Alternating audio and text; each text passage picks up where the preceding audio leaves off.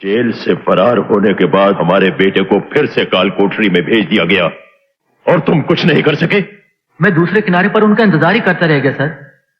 कल रात को जो कुछ भी हुआ वो निरंजन की गलती की वजह से हुआ। अगर वो उस एसीपी के बेटे को साथ में लेके नहीं भागता तो उसका भाई वहां पे कभी नहीं पहुंचता। कौन भाई? कौन पहुंच गया वहां? देवा।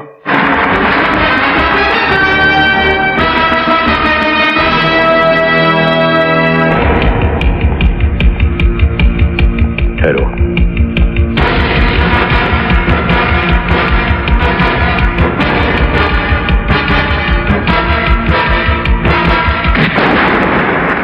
मुझे पता है आपके और कानून के बीच में जंग चल रही है।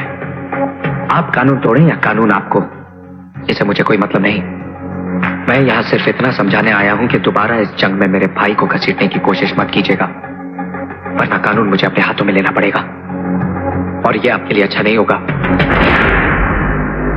छोटा मुंह और बहुत बड़ी बात कह गए तुम। ये धमकी देने से पहले अपनी औकात और हमारी हैसियत तो देखी होती।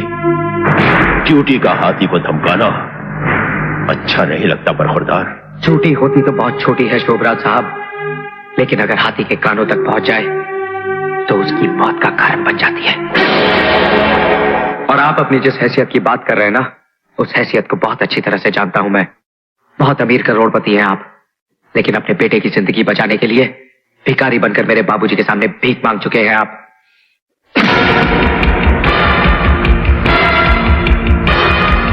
सुना है ये हाथ मेरे बाबूजी के गिरे बाग तक भी पहुंच चुके हैं।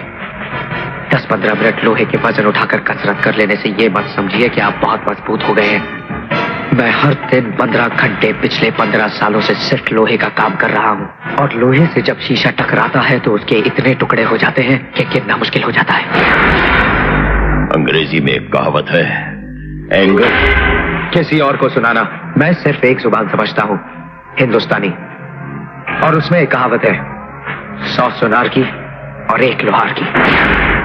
मेरा भाई मेरी माँ के जीने का सहारा है, और अपनी माँ को उसकी जिंदगी लौटाने का वादा किया है मैंने। उसकी जिंदगी छीनने की कोशिश करने वाले की सांसें उसके ही सीने में दफन कर दूंगा मैं, याद रखना।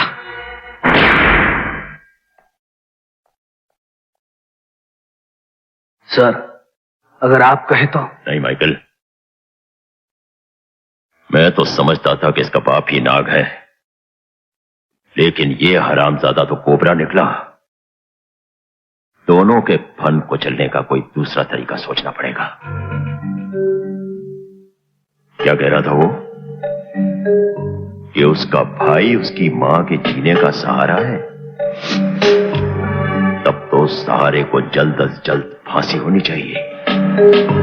प्रेस कॉन्फ्रेंस बुलाओ।